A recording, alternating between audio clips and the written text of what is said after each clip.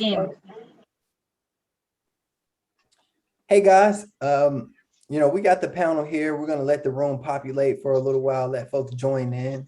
As you join in, drop something in the chat.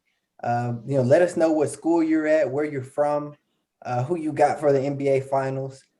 This right here is our first Medical Student Monday panel of the year. So we want to bring this one in with a bang. Get the chat going. Let us know who you're going for in the playoffs. Let us know what you're doing, where you're from, what schools you're at. Of course, we'll utilize it for questions as the webinar continues. But let's make this a fun one, guys. We'll get started in a couple of minutes. I think this is a fine time to get things going. Thank you all, the folks who have dropped something in the chat about your favorite ice cream flavors. We really appreciate the engagement. This panel here is our transition panel, our M3 transition panel. My name is Brian Redman. I'm an M2G2 MD PhD student at the University of Rochester School of Medicine. I'm also the vice president, the vice chair for the Medical Student Council of the AAEM. Really happy you all decided to join us. This webinar will be recorded, but please drop your questions in the chat. But before we get started, I want to allow all the panelists to introduce themselves. Let's begin with Kirsty. Hi, everyone. My name is Kirsty. I am a fourth-year medical student out in Western University. That's like Southern California for anyone that doesn't know. And I'm happy to be here. I'm also the Western representative, so the Western region representative on the Med Student Council. Up next, we got Ashley. Hi guys, I'm Ashley. I am a fourth year from Loyola University, which is in the suburbs of Chicago, and I am chair of the Medical Student Council. And last but not least, my two-guard intramural basketball champion, Mr. Koritsky. Hey everybody, my name's Philip. I go to the University of Rochester. It's not in Minnesota, it's in upstate New York. There's a ton of Rochesters around the country, but it's the Rochester near Buffalo, so go Bills. Yeah. We're really happy you all decided to join us. We really want to keep this panel really fluid and dynamic. We've got questions prepared. We received some of the questions folks submitted, but if anything comes up that you want us to chat about, things you think we should cover, stuff that you want to know that's going to make your year 3 experience in medical school the best and most successful, please drop it in the chat because we want to make sure we get those questions answered. I guess to begin, I think, what will be a sort of like a great baseline question for us to ask everyone, something pretty open-ended. What was M3 year like for everybody? Anyone can start.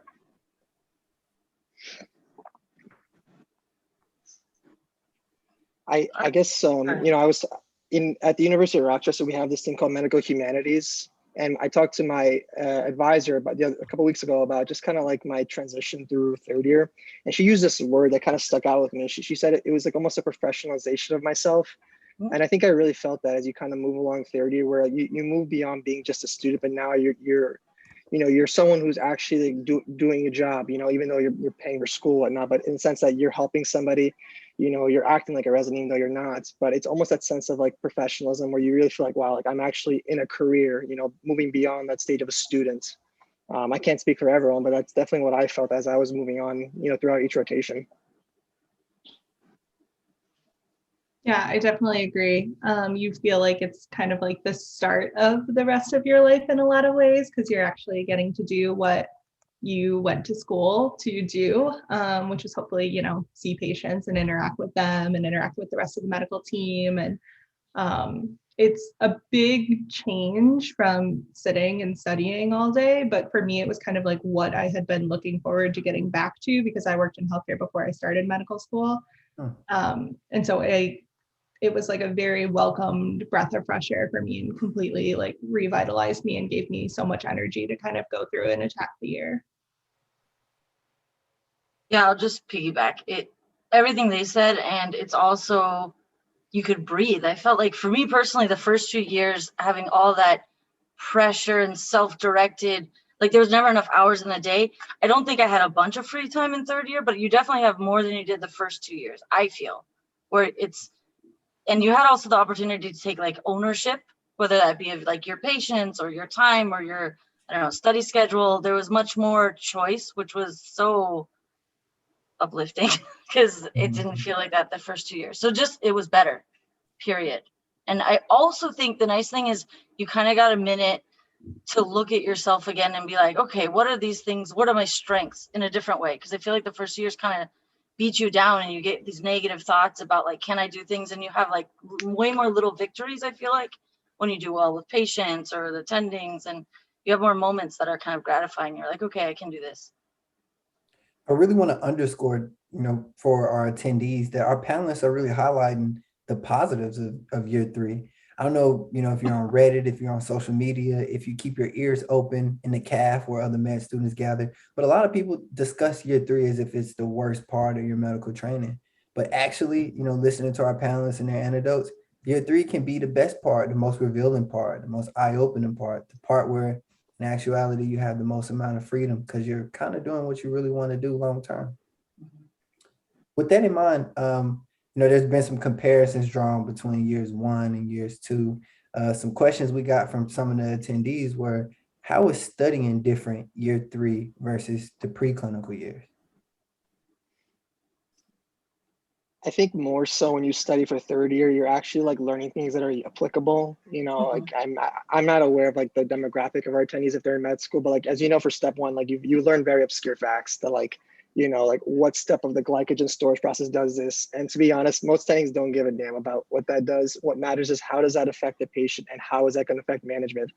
So I think for myself, I third year for me was mainly about like, when I understand a disease, it's like, how do I know to see it? And then ultimately, how do I know how to manage it versus just like memorizing obscure facts or whatever, that's for like, the PhD level folk, or when you really become an attending, you really know that stuff. But really it just comes down to like, you're really learning, things that go wrong with people and how can you help them ultimately. Yeah, I can kind of touch back on this because I'm studying for step 2 right now. So I'm doing UWorld questions all day, every day. And it's so different, like reading a vignette about a random person who doesn't even have a name, like doesn't have a story, doesn't have family members that you get to talk to. And like you have to pick out some word to diagnose them based on versus having someone come in and sit in front of you and tell you their story and how it's affected their daily life and have their spouse or their family member be like, yeah, this is how I see it. And especially when it comes to like actually studying, I, throughout my clerkships, kind of guided my studying based on the patients I was seeing. So like if I saw a patient that day that had a stroke, I would go home and read about all the different types of strokes and management and contraindications, TPA and all of that. And then especially if you're on an inpatient rotation where you're seeing the same person for multiple days in a row, you can go back and suggest things for their care about what you read the night before. So it's much more gratifying because there's someone real that you're kind of applying the knowledge to. UWorld won't go away because if you have any NVMEs that you take or shelf exams that you take with your clerkships, I feel like UWorld is probably the best way to prepare for those. My school also has a lot of in-house exams. So we usually had like lectures throughout our clerkships that helped us prepare for those. So studying kind of depends on what type of exam you're going to see at the end of the clerkship. But really try and like base your studying throughout based on the patients that you're seeing, and that'll help make the material like come easier and be easier to digest, and it'll help you remember it better when you actually do get to that exam at the end of the month. Yeah, I'll second what they said, but I did something a little different. I mean, I would look up things that were guided by my patient population, but I found that like when I was given too much freedom without like structure built into my month, I could be in the last week and being like, okay, I haven't studied enough. Like I just had a heavy 4th week because we did the 4-week rotation. Some schools have 6 weeks and it varies. Some people even have 2-week rotations, but that's 4th and 4th year. But what I would say is if you're somebody that like needs, and you'll get a feel for this, you'll like learn by doing, but if you notice after the first 2 months you may need more structure, one thing I did was like I started doing like I would have to do 3 videos or 3 whatever a day, And so it would slowly chip away at the amount for like that shelf exam I was going to take at the end. The other thing, and I think it's a really valid point to say, like, now we're fourth years. I know I'm looking forward to fourth year. There were times I did not like third year, but like, so I will try to also mention some of the struggles because I think it's important. One issue you come across is like, you might have a really rigid or rough surgery rotation, or even really hard inpatient rotation where you're really struggling to find the time and energy to study. So that's a struggle. I remember one month, one of the rotations I had was really rough, but it didn't start early. So I would wake up pretty early in the morning because I knew by the time I got home at night, I would just like fall into bed and I didn't care. So I would get up actually like a couple hours before the rotation, whether that be 4, 5, or 6, and do some questions. And I make it sound like I did questions every day and was really rigid. I was not. There were also days that all those plans fly out the window. You definitely have to like be kind to yourself and just like have faith that you can do this, and just keep trying at it. So it's like, if that makes sense, learning by doing. And whoever, I saw somebody mention they were in surgery right now. So if that's your first rotation, from my perspective, that is rough. It gets better, but you may like it. So It seems like there's a lot of studying that happens, you know, throughout medical school, but a lot of juggling different studying engagements during third year. I'm not in third year, so correct me if I'm wrong. You study for rotation shelves and you have to study for step 2. So how about we tackle rotation shelves first, and then let's talk about step 2 studying. So how did you study for your rotation shelves? I think like the bread and butter, like everyone's really gonna say, it's UWorld, UWorld, UWorld, UWorld. You know, like, you know, it's maybe not a perfect way to study things, but at the end of the day, it's what everyone else has done. So like, it's kind of like, what if you don't bend, don't break it, you know? So I think also like, you know, asking upperclassmen what they use, what they found helpful. You know, Reddit can be kind of a minefield that I found, but sometimes they can have a lot of like very useful tips about resources to use. And I think it's also important to keep in mind, like, you don't want to oversaturate yourself with too many resources, because you have, like, you know, like Kirsty was saying, you have a finite amount of time throughout the day. You can't do everything. So you have to find out what works for you ultimately and like stick to that, you know. And if you're not having results, then, you know, don't be afraid to change it up. You know, that's, you know, med school is all about learning how to be uncomfortable and adapting to that. And that's what being a doctor is like, unfortunately. Yeah, I agree. I'm very simplistic with my studying. So I usually rely on one resource, maybe 2 max, so that I don't get overwhelmed throughout the month. And for me, for shelf exams, it was UWorld. I think that another thing is you can kind of adjust based on how your rotation is the first few days. You're going to notice how much of a load you have to carry clinically, and you're going to see, okay, when do I have to really front load and do it like this, or when do I have to more like work on the weekends? And I think a lot of it is keeping it even head, because there were definitely like UWorld, they have like a tab for step 2 and a tab for shelf, but the topics are usually overlapping. It's not really, you kind of feel like you're studying for the same thing. But with your step 2 shelves, there were definitely like months I had a rotation, whether it be like neurology or something else, where I didn't finish the entire hundreds of questions they had. And that was still okay. I still did fine. So don't be unkind to yourself. Definitely get through the material. And if you can, get through all the questions, and you should be good. I also know that I personally like videos, so maybe I do like online med. Our school provides like a subscription to that, and it comes with, for me, like you could get the whiteboard book or things like that if you're more of a visual learner. So what's really important is to know your strengths, because you've already been through it with step 1. You know what worked, you know what didn't work, and then so kind of ride out what you've learned about your own studying and apply to that. So for example, I am awful at making Anki cards. I hate Anki, but you have to love it somehow. Somebody gave me a really good tip early on in third year that you could take a giant deck like Anking, suspend it all, like make it all yellow, and they had to like walk me through this. It's actually really easy. And then you unsuspend the cards that are like a gap from your UWorld set. So it creates an automatic gap deck without actually me misspelling or whatever I do wrong with my own cards. It was already in there. And it was pretty easy and fast. And then you could do those on the wards. If you do them, it's hard though. I'm a huge advocate for Anki. You can ask Brian. First year's med school, I never used Anki, and then when step 1 started, I went on that stuff hard, and then like I really continued that third year. But you know, again, it's finding what helps you study, you know, that's what matters most. Yeah, I actually don't like Anki at all. Me neither, It's but the type of person I am. You know, me and Anki don't get along. yeah. But that's just life. This isn't about me. This is about your transition into M3. Yeah. And that rhymed. Yeah. All I'm saying though, I also don't like Anki, and I like learned this thing that made me okay with using it. So, Yeah, and Anki is a great resource. Yeah. And you know, utilizing it for for specific shelves at the end of rotations, you know, that's one great highlight. And someone else has asked about, you know, what do I do to prepare for step 2? Specifically, you know, whether I have a dedicated step 2 study period or if I have to study during rotations, like how do I juggle that?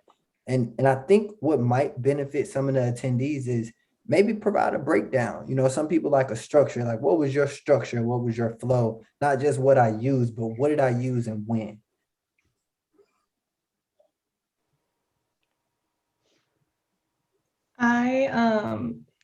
I mentioned I'm studying for step 2 right now, so I actually have a full month of dedicated. I took all of July's discretionary time to study, and I take my exam in a couple weeks now. But I'm also kind of treating it as a vacation month before I kind of jump into my true 4th year. The dedicated period for step 2 is nowhere near as intense as it is for step 1. Your shelf exams, your rotations, the UWorld that you do throughout the year is going to prepare you well for step 2. So right now I'm in dedicated, but my dedicated schedule really just looks like me doing a few blocks of UWorld every day for me. And I'm like, again, very minimalist. So my max is probably like 3 blocks of UWorld a day.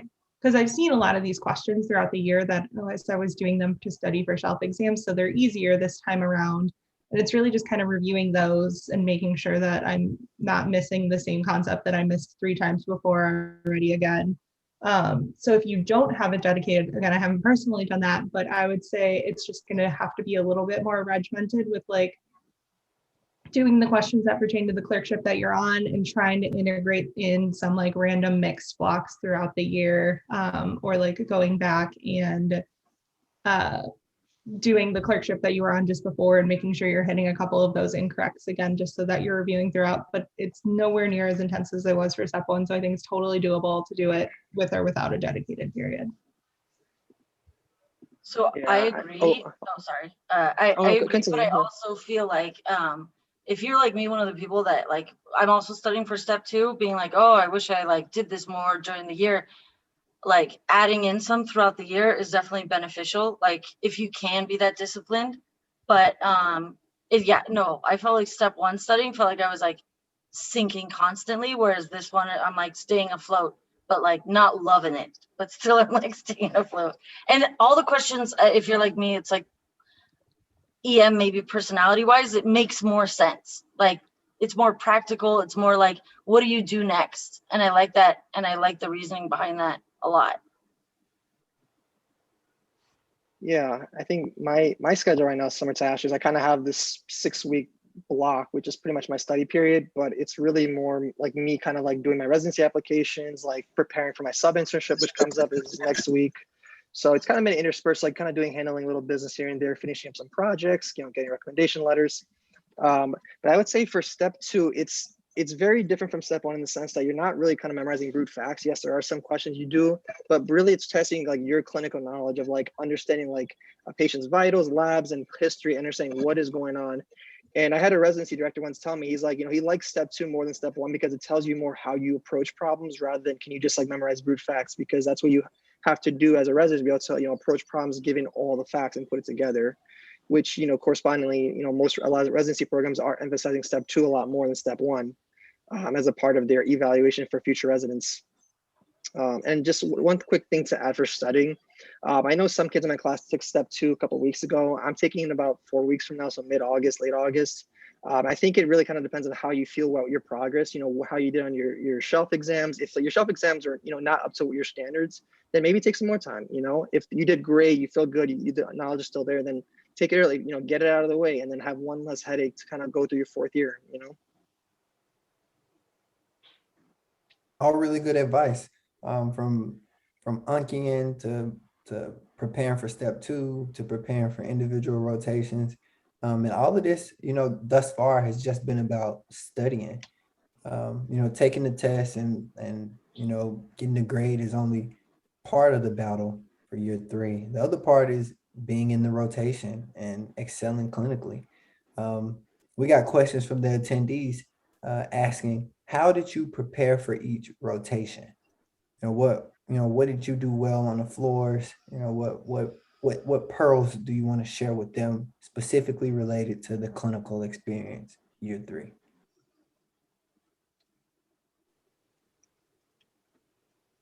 To be honest, I don't think I did a whole lot of like preparing. You do have usually a shelf on like a Friday and then you start tomorrow on a Monday. So you can prepare. I think the only one I prepared for, I had like a community emergency shift and one of my mentors told me some good resources to use and I prepared for that. Or you could flip through some like text. Some people really benefit from text, so don't like if you are prepared, do that. That is totally fine. You'll probably get an enriching experience from it. I definitely showed up on time. I like made sure everything was like ready. Bring an extra set of shoes. Let me tell you, because I showed up to a rotation and I had one shoe and I was like, where's my other shoe? Just search my house, never found it. Like to this day.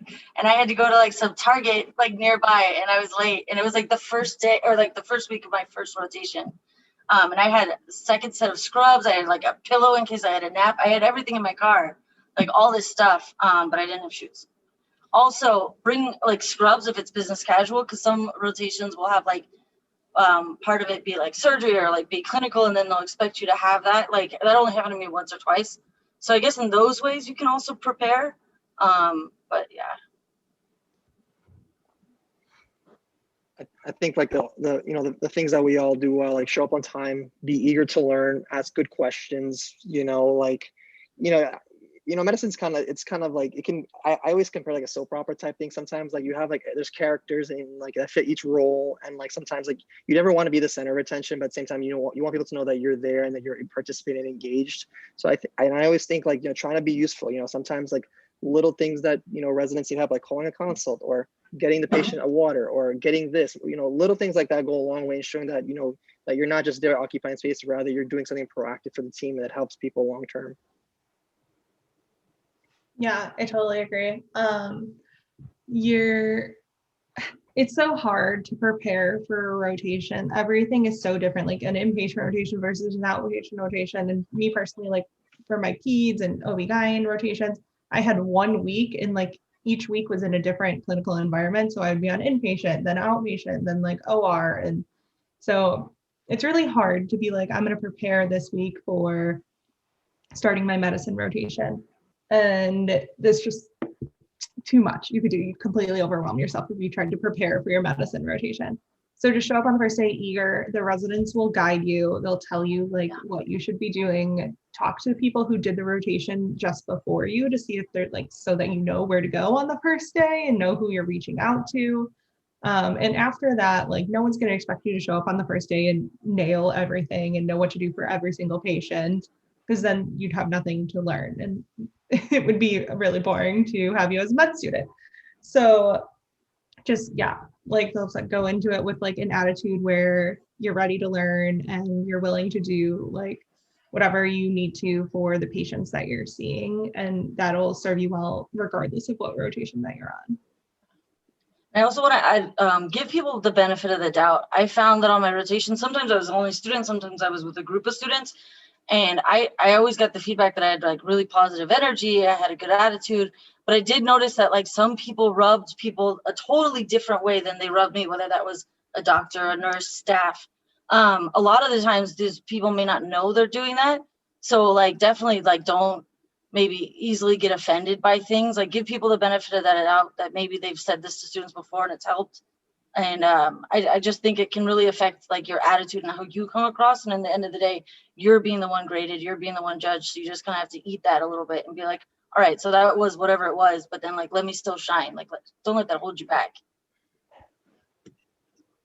This is great advice. I think what might benefit our attendees even more, almost half of them say that they're most concerned about the surgery rotation. Could you all like talk a little bit about that and, you know, maybe ways that they could be more prepared for it? Because it seems like nobody's worried about kids, and, you know, mental health through 2020 and 2021 was at an all-time, you know, low. So maybe everybody's ready for psych. But, you know, surgery seems to give people the jitters. So let's chat about that a little while. I was, oh, sorry, Ashley, go ahead and your thing flashed up. No, I'm collecting my thoughts. Okay. Sorry, I can't, it turns like yellow when people are about to talk and I can't tell. I'm like, am I interrupting Yeah, no, somebody? you're all good. So I was unlucky that I had surgery my first rotation. So it was kind of ironic for me because COVID really, as you know, like dampened step one for all of us. And like, I basically had a week between step one and my surgery rotation. So not a great vacation time between, but nevertheless, I persisted. But really like, you know, surgery is like a gauntlet. Like you wake up early, like, you know, it's really like, you know, the really hard heads of the hospital who really kind of make it go, you know, doing a lot of crazy procedures and really have a lot on their hands, you know, and being a med student can feel like a liability at times. But I think the best thing to do prepare is really like, you know, have your suture skills kind of on point, you know, like you can buy suture kits online and really coming in to an OR and saying, yeah, I can close, you know, a simple suture or whatever really goes a long way in showing that like they trust you to do those things. And then eventually you can kind of like, you know, do more advanced things in the OR. But I really think like having a good, you know, suture skill set is something that starting off with will really go a long way. And you can use it for your emergency rotation. Like there's no bad reason to learn suturing. So that's a thing. My surgery rotation got switched a bunch of times also because of COVID. I ended up with what's known as the nice surgeon. That was not my experience, but I saw him be very nice to other people. He wasn't mean directly to me, but I was a student. There's like a culture, but all the people other than him in the room were very like there to teach you. So take that, like, you know, if they're saying like, hold it this way or do it that way, they're definitely like, even if they're sounding really direct, they're there to help you. And then like that becomes the new normal. And he appreciated that, even though he didn't say it, he didn't like get as upset, you know? Also, the biggest thing that is important is, at least for my surgery rotation, they weren't going to tell me much about it. I had to take a lot of initiative. So if I wasn't ever asked to round on patients before, you just kind of do it. Cause then like on that odd day that they will ask you, if you didn't do it, they'll be like, why didn't you already do this? So that's one thing. And that can be a short thing. It doesn't have to be a huge thing. Figure out what changed, check in. If it's not a major wound, like be able to see how that is. Obviously, if it's like wrapped and everything, you can't. But if it's something relatively easy to check, and you can always check the labs. The other thing though, that I would say key for surgery is talk to the staff, find out what's scheduled for tomorrow for you to be on if you can, and look up that surgery. So you're already kind of like understanding what's happening. And if you have a question, then you can ask it, you know? Yeah, I totally agree. I think controlling what you can control for yourself on your surgery rotation is going to help you kind of keep your calm and your sanity. So like Philip was saying, like no suturing, like if you can practice it before you start surgery or even like that first week, take your extra time to practice suturing so that you can feel confident in the OR when they ask you to do it, so that it's not like an added piece of stress. It's something where you're like, okay, I've practiced, I know I can do this. Other like small things you can control, like having food on you in case you like start feeling faint in the OR, or like having a good pair of shoes so that you can stand there for however many hours you have to stand there. Following up with your patients post-op so that like you know what's going on with them. And then just some other kind of general surgery tips, like you're not expected, and this is kind of the theme for third year, I think I said this a little bit earlier, you're not expected to be like a star. They're not going to expect you to know how to do surgery. Your surgery rotation is not meant for you to learn how to do surgery. The shelf exam you take at the end of surgery is like all medicine. It's actually one of, maybe I shouldn't say this, I was going to say it's one of the easier ones, because the answer is almost always like take patient to the OR. Where it's like, do you want to do this? Do you want to do this? Or do you want to take them to the OR? And you're like, they're going to the OR. Like, this is my surgery cell. But gotta make that money. the questions that you're going to get are a lot of medical management and like antibiotics and vital sign management, like we were talking about earlier, and kind of like recognizing a sick patient that needs a surgery and what kind of surgery that is. And then like there's certain things that you're going to see a ton of, like gallbladders and appendixes. And so know those and know like the presentation of those. And then pretty much once you say go to the OR, that's where your knowledge, like your medical knowledge stops, and your eagerness and you're willing to do what they ask you to do in the OR and learn and just kind of observe comes into play. So it's kind of like knowing what you can know based on like the medicine wise and studying, and then being eager to help however you can once you're actually in the OR. Normally that's suturing, but you could be retracting, doing whatever else. And then oh gosh, my mind's going blank. I thought of one other thing I wanted to say and it's gone. Do you want me to fill the silence with Yeah. something until you remember it? I'll also say is there's a lot of talk. Med students spend a lot of time like on Reddit or on these group chats, and there's a lot of like jadedness sometimes. So maybe you'll like surgery, even if you don't want to go into surgery, and that's okay. Like it's just because a lot of people struggle through it. Like I don't like to stand still, so it's like being in a sterilized like uniform where I can't touch things is a problem for me. But some people are like very chill and they can like do that. So there might be people that are here today that are surprised when they get there that they may like it. So for what you like about it, enjoy that. Like that's totally fine. And there are some really nice things. And it's in a way, the way I thought about it when it got really hard is like, when again will be in my career that I'll be like seeing a person open on the table. And I just tried to like hold on to that. So I wasn't sitting there like, okay, it's hour 7 and I really would like to leave, but it doesn't look like that's happening in the next 4 hours. Like it was just like, those things you just have to like kind of keep a mindset of like, this isn't the worst thing in the world, you know, if you don't like it. Philip actually said my last thing, which was always know the patient's name and like their medical history and why they're having surgery. Yes. You like, it seems so silly and trivial, but you'll get to the OR and have like your 6 patients that you're pre-oping for the day. And you'll walk in and be like, I know that you're having this surgery done, but I have no idea who you are. And like, there's still a patient in front of you in the OR, even if they're under anesthesia and asleep. So just kind of always keep that in the back of your mind from a professionalism standpoint, and then just like a patient standpoint, like treat every patient like it's your family member or one of the, like someone you're close to's family member. You'd want the team to know their name and why they're there and their past medical history. And if you know the medications that they're on, and like the physician or the surgeon or the anesthesiologist asks like, oh, are they on aspirin or something? And you know that information, that looks really good for you. And like you're keeping it patient centered, which is always important for 3rd year. Yeah. Can I add one more thing? I just thought of it. Sorry.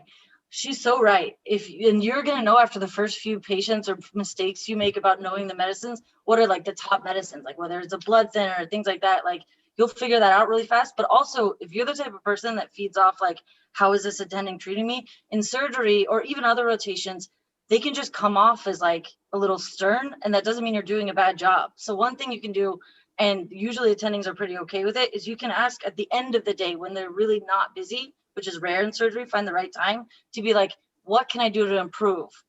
If you feel like, you're not connecting. I found that like my surgeon that I usually worked with, he just wasn't like a people pleaser. He didn't give feedback or like many signs, but he was very okay with how I was doing, or happy even, but he wasn't gonna like elicit that information. So I would ask him, what can I do to improve? And he's like, nothing. And I'm like, okay, so we're good, because I thought we were a problem. But yeah. I honestly want us to keep that conversation rolling, because that segues perfectly into the next question. Because I really want to, bring this poll about the concerns we have with rotations kind of to a close with this final question. What are some tips about, how you can sort of shine, how to show residents and attendings that you're eager to learn, even if they don't like to teach? What are things you can kind of do just to stand out on rotations in general? And I think, we can answer that question, wrap up this conversation about rotations, and transition to something else.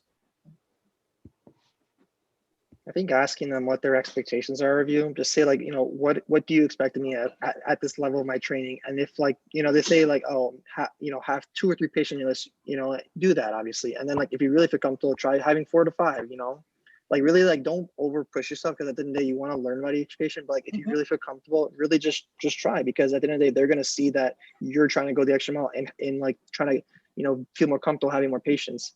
And another thing is just kind of like trying to take charge about things and saying like, hey, can I do this or can I do that, you know? And just like, because at the end of the day, like they're not going to let you like do the whole thing and mess it up, because like they're going to be right there watching you and, you know, stopping you if something goes wrong. But like just take charge, like, hey, can I close it, or can I make the incision, or can I do this? Like that just shows like you're taking charge of like what you want out of your education. Yeah, I think taking ownership of the patients you do pick up is a really big thing throughout all of third year. So even if you're only carrying one patient, make sure you're suggesting plans for that patient. Like, oh, this morning they told me that they were feeling a little nauseous. Is it okay if we give them some Zofran? Little things like that that show that, one, you went and you saw the patient, you talked to them, you asked how they were, and you thought of a quick way to make them feel better while they're in the hospital. So just really taking ownership, suggesting plans, I think is like the base that any attending will kind of expect from you for third year. And when you're first starting the year, those are going to be very simple things like something like giving them Zofran or giving them something for pain. You might not even say like a specific medicine that you want to use. You'll just say, I want to do something about it, and I'm not sure where to go from here. But as you get further into third year, it's going to come to like interpreting labs that you see in the morning, even before you talk with your resident or anyone else, and saying like, oh, hey, their white count went up from the day before. I wonder what's going on there. Like, do they have a fever? I'm checking other things to see if I'm missing something. A lot of times you also are spending more time looking in your patient's chart and seeing the patient than the resident. So don't be afraid to either ask the resident or like bring something up that if you think they missed something, because we're all human and it's totally possible for them to miss like that the creatinine jumped up a point from the day before or something small like that, especially if things stay within the normal range, but you've noticed over the past few days something's trending in one direction or the other. Just those are the kind of things, those like detail oriented things that show that you're really, you know, looking into everything about your patient every day. Something that I tried to do, and this is really more if I had like a very unique case, like when I was on neuro, I saw a couple cases of NMDA encephalitis, which is something that's really hot in research right now, and a lot of new treatments are coming out for it. Different like immune modulating drugs are being tried. So when I saw my patient that had that and I was following him for a week, I would bring in like an article about a treatment that someone tried, because he was super treatment resistant. So we were going to like third and fourth and fifth line. So it was like that's when you turn to kind of primary research and look for an article to kind of help guide your management, because a lot of times it's something that like residents haven't seen before and attendings haven't seen before. So just kind of defaulting back on what you know how to do, look up things online for how to treat something, look at trends of lab values, and then go talk to the patient and see how they're doing.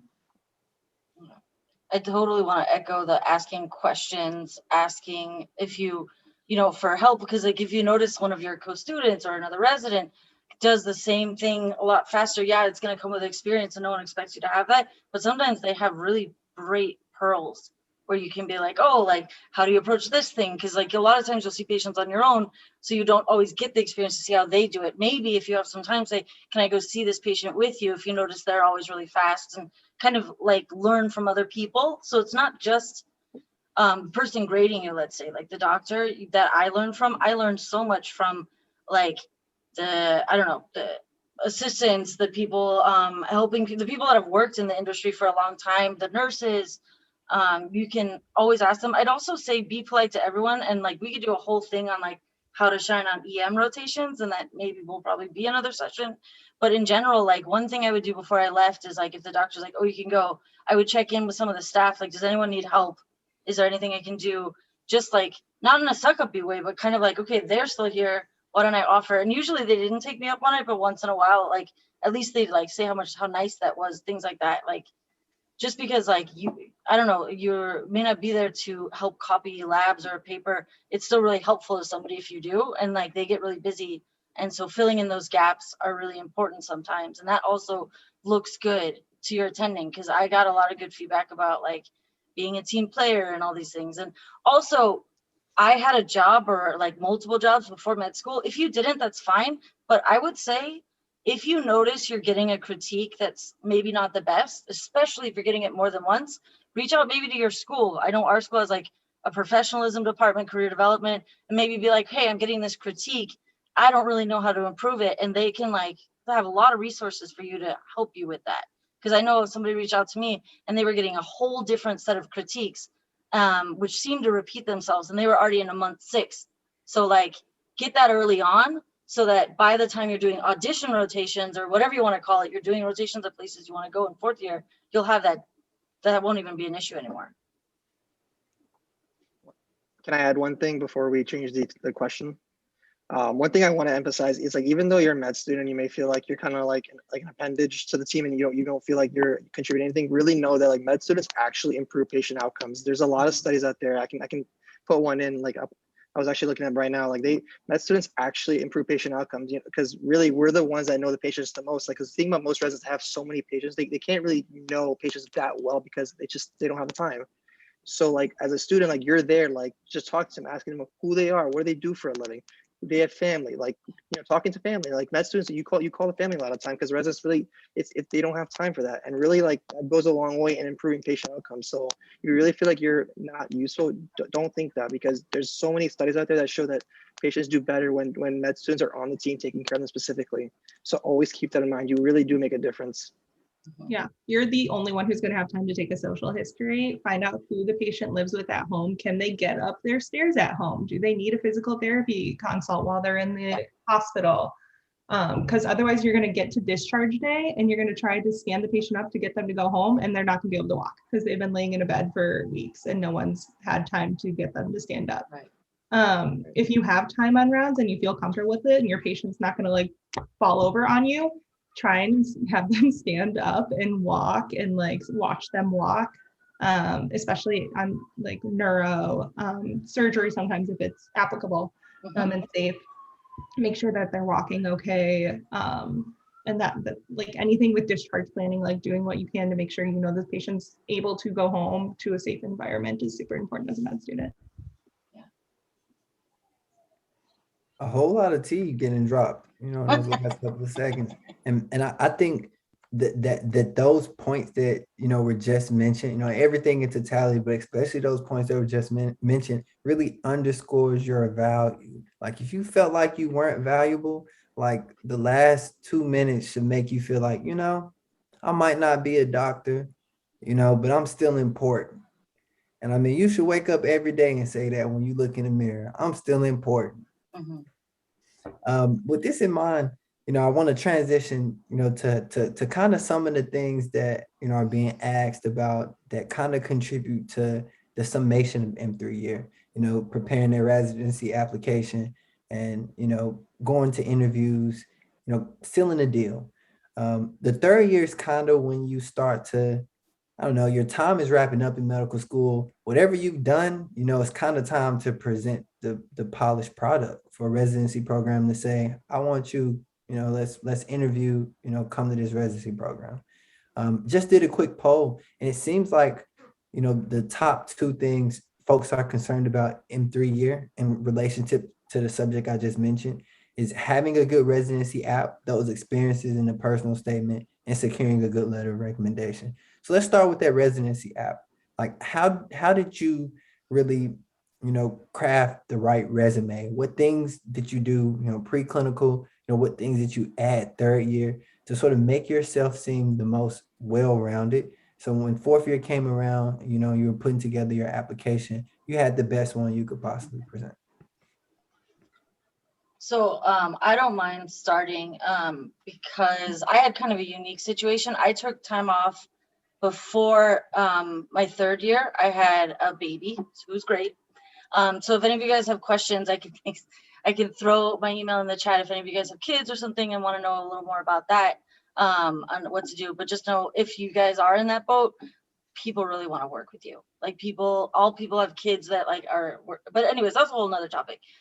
But the point I'm making is that I wanted to take like the last week before 3rd year to like kind of prepare some of the grunt work of like, I went through my CV and sent it to the school and be like, what needs to change? if you don't have that time, maybe do it during, if you have a Christmas break or something.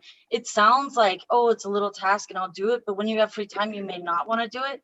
But trust me, when spring comes around and VSAS opens, just applying on its own is a time consuming thing. It's not hard, but if you have all your ducks in a row, like I did, it was easier. Like I had a little statement written up, like I had a little like CV written up, and a lot of the places required that. I think I only had one place require a letter of rec, but if that's something in the field, then maybe think about that. But for the most part, like as long as you're ready, you can just start sending them out. And but even though I was ready, it still takes time. So try to, if you guys have some time during the year, try to find time to like get that done, so you're not doing it at the last second and like feeling more stressed. And then that'll also help you when you're having that for residency apps, because now I already have a working personal statement. I have to redo it to fit, but I already have something there.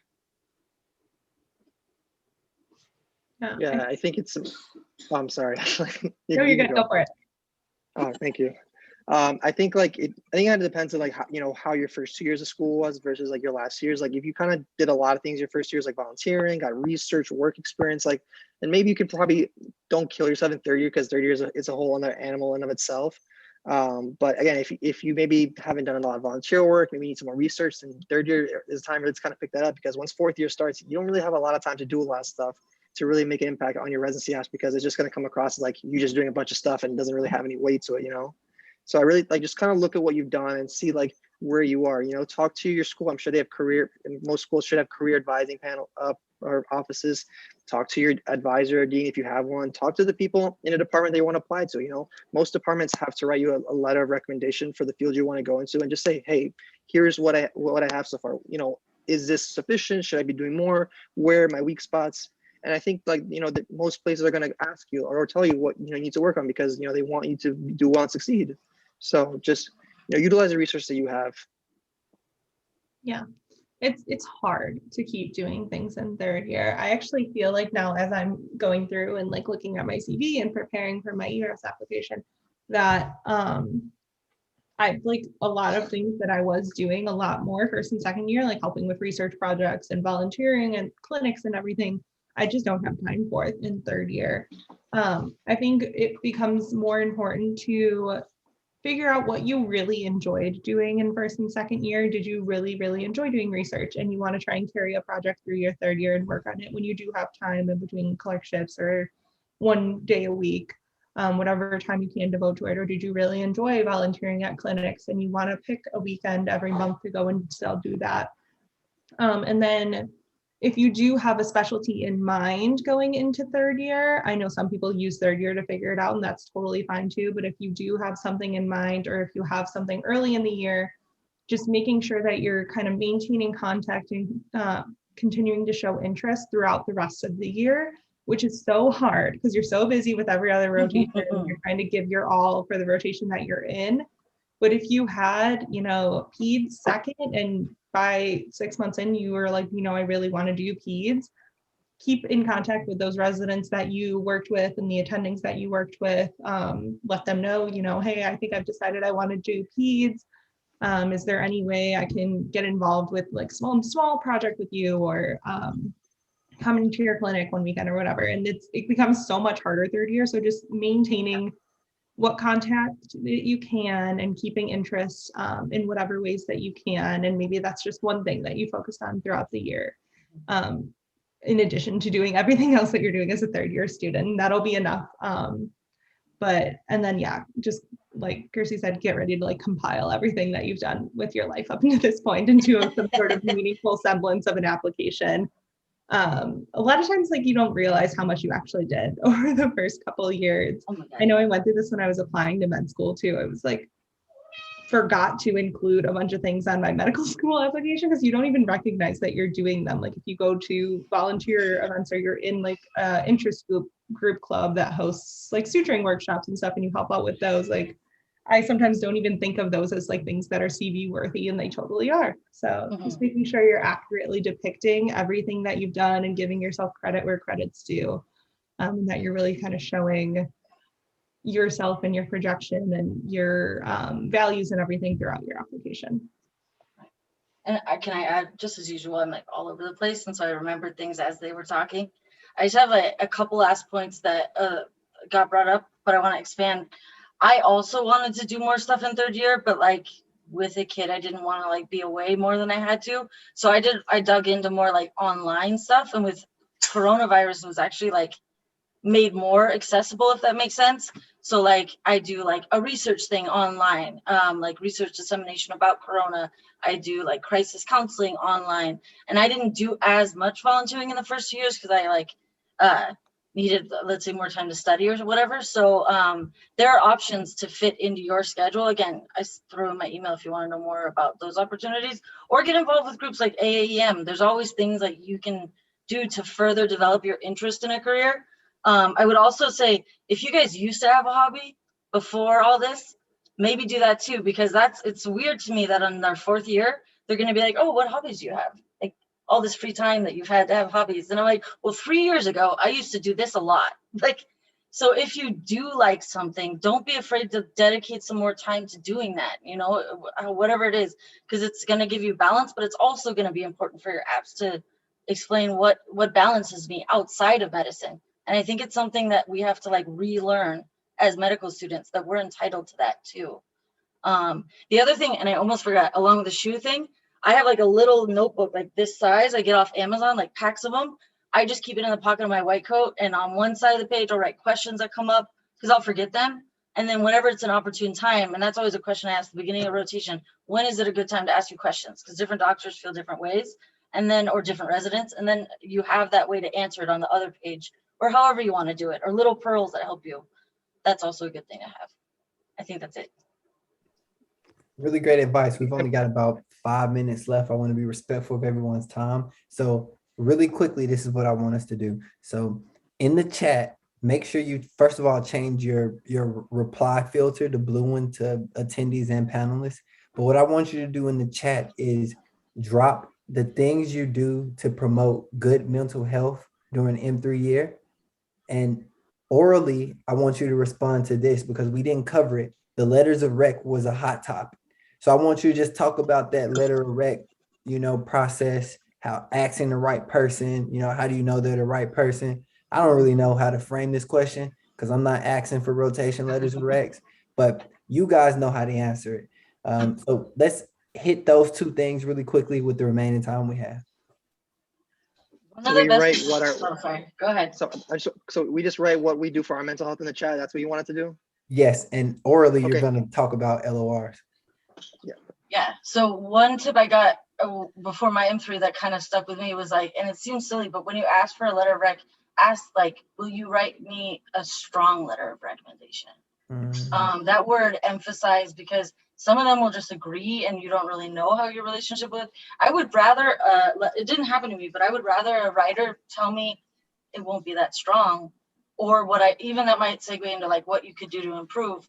I had actually people offer to write me one, which was really nice. Or I had people that were like, you kind of write the body of it. Like that might come up. So that's a whole nother thing. So it's not a bad thing to have that in the back of your mind, but for the most part, when it comes to like, I think we're all EM based, that's more like that slow and that's down the line, but it's always good to think about. And I think that for your VSAS, it's good to have in the back of your head, or if you're dual applying, and you can always ask for that strong letter. And yeah, if you've been continually asking what you can do to improve, maybe once a week or something, then you kind of know where your strengths are and stuff like that.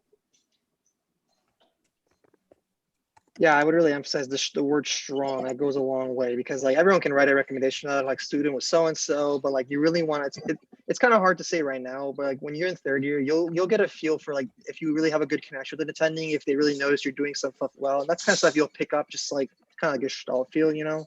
But really asking like, hey, like, you know, we worked together for 1 week, 2 weeks. How do you think I did? Do you think you could write a strong letter of recommendation for this field and really, you know, really encapsulate me?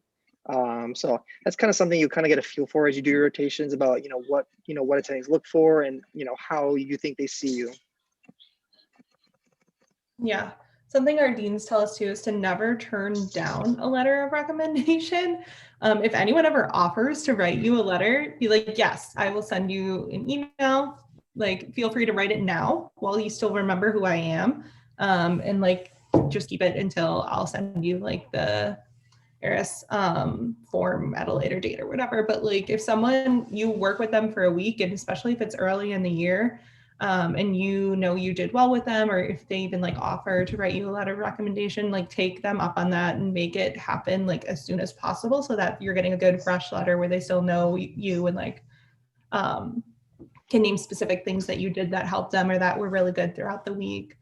And yeah, asking if they can feel like they can write a strong letter, and especially if they saw you do something like a little bit more unique, like if they saw you bring in a plan for a patient, or like really do well with a patient's family member who was upset one day, or something that they can like tell a specific story about you.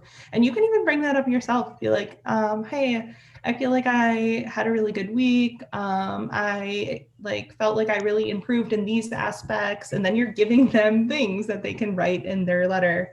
And just general like letter of recommendation tips. Whenever you ask for a letter, I usually offer like after it's been a week or something, like, hey, let me know if you want to meet again.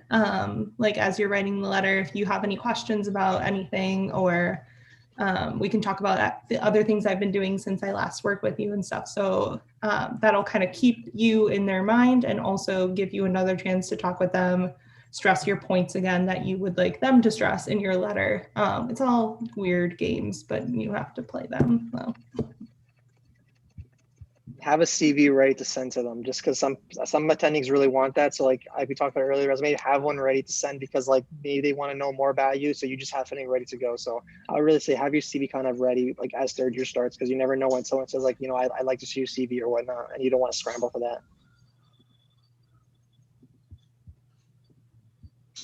Okay. Yeah. Wow. This has been extremely informative. We've learned a lot about M3 year, guys. The questions have been amazing. Our panelists have been the bomb.com. If you have the raise hand feature available to you, attendees, show some support to our panelists by clicking the raise hand button. They can see it. We got, wow, so many hands going up. We got hands going up all around. Just, thank you so much for coming out today. More webinars will be presented throughout the year. Panelists are available if you need anything. You can contact us. But I think the panel was great. I'm going to give them a round of applause. Take it around. I hope everybody has a great Monday and a great rest of their week. It's been great. Thank you.